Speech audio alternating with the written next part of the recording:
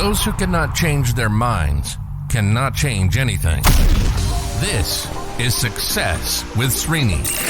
If it's professional growth, personal growth, financial growth, or relationship growth, we're talking about it. One show, one topic.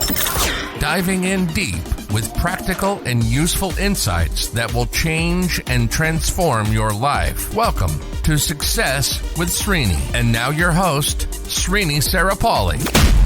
Welcome back to Success with Srini. Today on the podcast, we're talking about how to overcome anxiety, how to cope with anxiety, a topic that has been close to my heart. I say that because growing up, I've seen several of my relatives, my family members going through extreme anxiety. A part of my life, I lived in it myself. So I've gone through it. And I used all kinds of techniques to overcome. And I'll tell you, over the last 20 years, I have trained numerous people through my seminars and workshops on this very topic, specifically using hypnosis to overcome anxiety. And we sold over 4,000 ebooks and recordings specific to anxiety. This is such a huge topic. But then today I want to focus on just one aspect of this. So stay with me. This is going to help you. I'm hoping it's going to help you. So the question is this: how to cope with anxiety and how to overcome anxiety? Well, let's first of all understand what it does to us. There are 3 or 4 things when it comes to the brain function. There are 4 things and mind function that impact us physically and mentally and drain us. And anxiety is one among them. So this is a huge thing and has to be addressed. So if you don't have it, you don't have it. You're lucky, you're great. So forget about it. So you're all good. But if you have it and you're suffering with it, then you have to address it.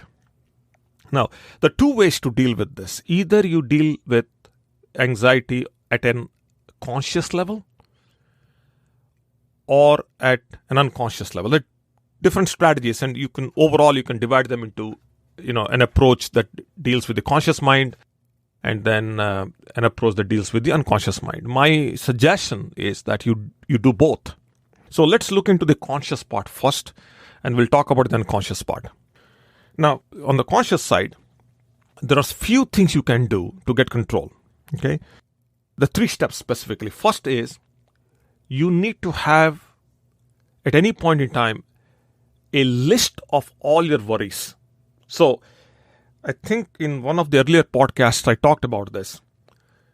Schedule some time today and write down all the worries that are dominating your mind. Just maybe 10 or 5, as many worries as you have. Maybe you have a worry about the economy, maybe your job, maybe your children, their education, their college, whatever is going on in your mind. List all those worries. And then the second step is schedule some time in the day and look into each of these worries. So you schedule an hour and you go in one by one through this list and you start seeing, in other words, you start questioning. You start questioning each of the worries and you ask 2 questions. Is there a solution to this worry? Or should I leave it alone? By leaving it alone, it doesn't mean that you'll not think about it. You will think about it, but you'll only think about it once a week or maybe daily at a specific time. So here is the formula. List the worry, schedule the worry, question the worry. List, schedule, question. 3-step formula. What are we achieving by doing this? Well, worries have a tendency to stop us in our act. So you're focused right now in getting your projects done, or you're focused on some outcomes right now, you're spending your time. Worries, because they have an unconscious presence, they can come and cripple the conscious mind. So they can stop you from doing what you're doing right now. And there isn't a space for them, but then they show up at a time when you are not expecting them at all.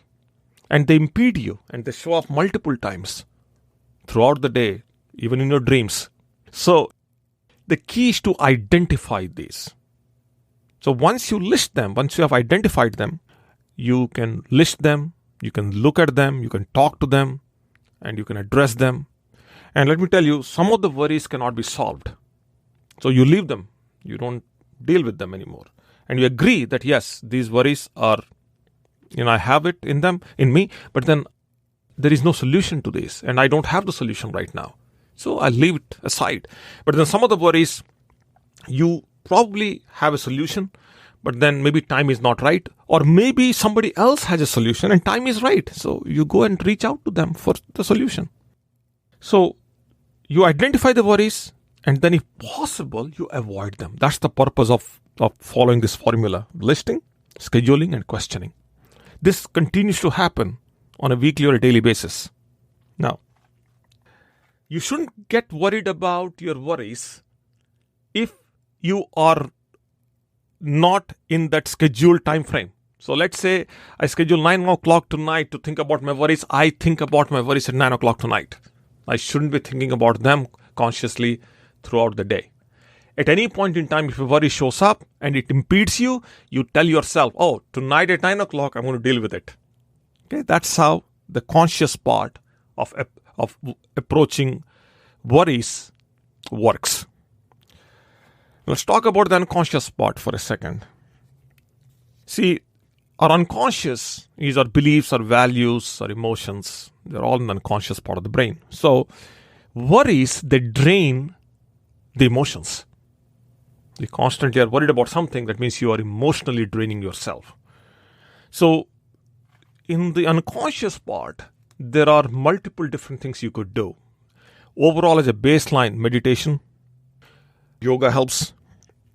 But then in my area of work, I focus a lot on hypnosis. So hypnosis is proven to deal with several dysfunctions of the mind, but then anxiety is one massive, big dysfunction of the mind. So the unconscious side, what we're doing is there are so many different ways to approach on the unconscious part. And there's so many tools, there's so many techniques, so many strategies. But then the unconscious part deals with the mind expansion. So just because you can't take the worries occupy the brain space and you can't take them out. So you expand the brain space, and all these hypnosis, yoga, meditation, all these things, they act as a mind expansion tools. So now you have more space to accommodate, the worries. At the end of the day, we are dealing with a finite amount of brain space anyway. And we regulate the mind to deal with all these things that are happening, that are coming in. Bottom line is this. We have studied, at least in my understanding, it's not that people don't have access to these tools. It's not that these tools don't work. The most unfortunate thing in all this is some tools don't work for some people. I cannot say that do yoga and yoga is going to fix everything. I can't say that. Do hypnosis. Let's say, for example, hypnosis. Do hypnosis. Hypnosis will fix everything. I can't say that. These tools are there.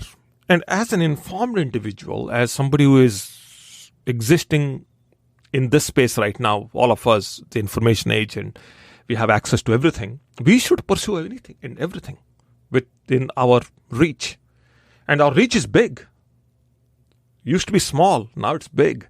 So we have everything within our access. So my overall suggestion to you, if you're listening, and anybody else, is pursue anything and everything. See what works for you. And whatever doesn't work for you doesn't mean it's bad. It's just that it didn't work for you. As simple as that. So there is not one is superior than the other. That discussion is, I think it's unwanted. What we need to think about is, okay, I want to lose weight, and there are 20,000 different diet plans and programs and systems and all. Whatever. I mean, in fact, there are that many. I'll tell you, there is this whole, specifically on the weight loss front, there are so many. Right? Question is, what is going to work for you? How much are you willing to experiment with? How much time you can give? And how long can you stay with to make something work?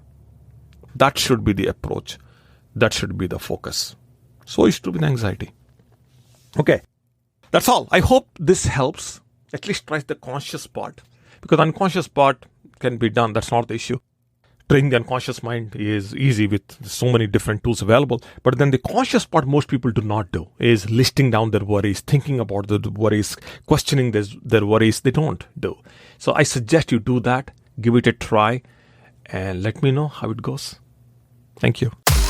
You've been listening to Success with Srini. Srini is committed to changing and transforming your life, whether it's professional growth, personal growth, financial growth, or relationship growth. Srini has positively touched the lives of over 1 million people through his seminars, webinars, workshops, and radio shows. We hope you've enjoyed the show. Make sure to like, rate, and review.